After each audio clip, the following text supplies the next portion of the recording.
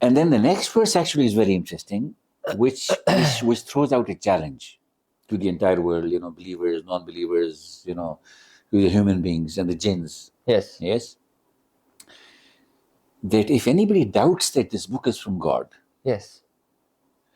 so Allah says, I challenge you to bring or to write a chapter like it. The chapter in the Quranic language is typically surah, right? Right. And we know that there are some chapters in the Quran which are big, like the Yes. Surah Baqarah is, huge. Yes. And the first few surahs are very big.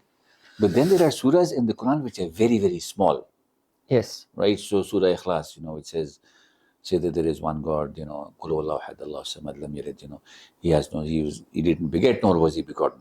Yes.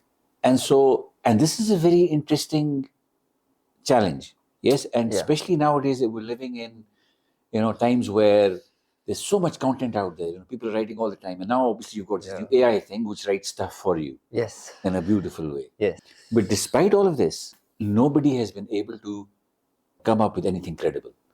There have been attempts in the past which died there, which were funny. People just talked about, I don't know, some animal or some plant. And people just made, nobody took it seriously. Yes.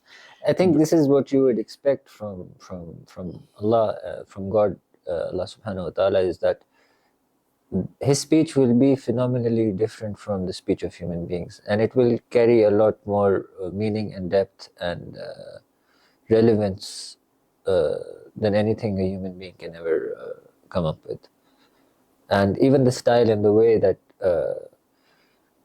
we communicate will not be the same level of beauty and the same level of truth, I guess, to it than what Allah is saying. No, absolutely. And I think this is a very interesting subject in terms of, this challenge.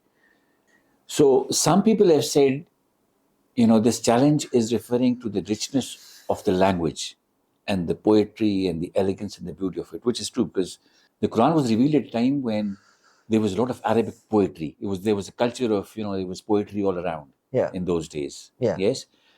And Muhammad sallallahu alaihi wasallam, as we know, was a prophet who was unlettered in terms of, he didn't know how to read or write. Yes. And that also was a sign from God. Yes. And he gave him, something which is so beautiful.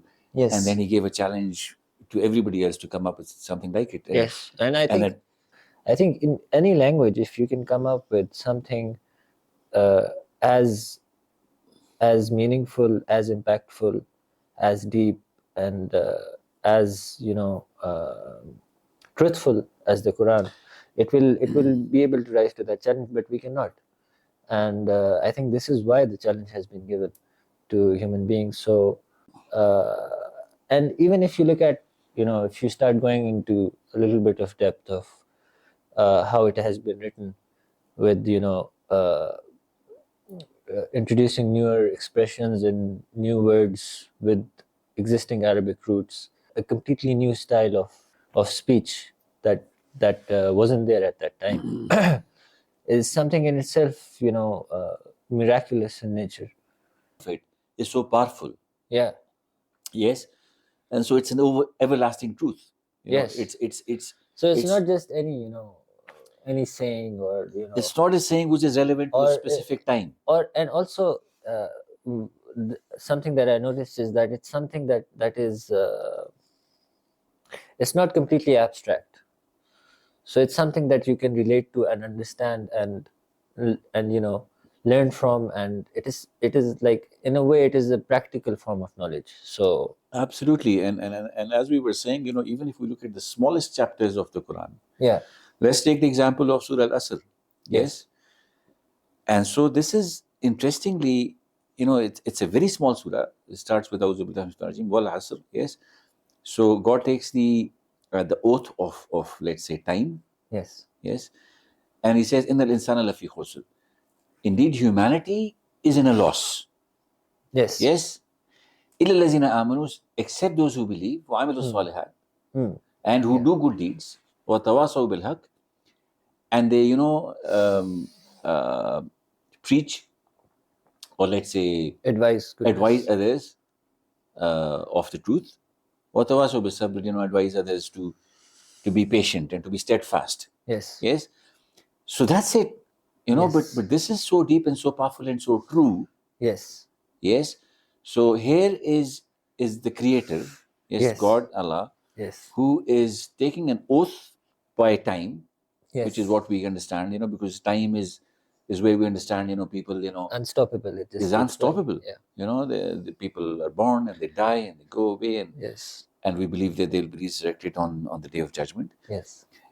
And so this is so powerful, where Allah has very clearly said that, unless you do these 3 or 4 things, you're going to be at a downwards. loss. Yes, you're going downwards because we live only 70, 80, 90, 100 years, Maximum, yeah. 120 years, Yeah. not more than that. So yeah, so I mean, so from an academic or a literal point of view, going back to the challenge Yeah. of why it's impossible for people to write something like this, is because these truths are so deep and Yes. they're so strong, and it's not just truths; it's like it includes guidance. Absolutely. So it's telling you exactly, Yes. the pillars of what you need to do. Yes. What are the 4 things Yes.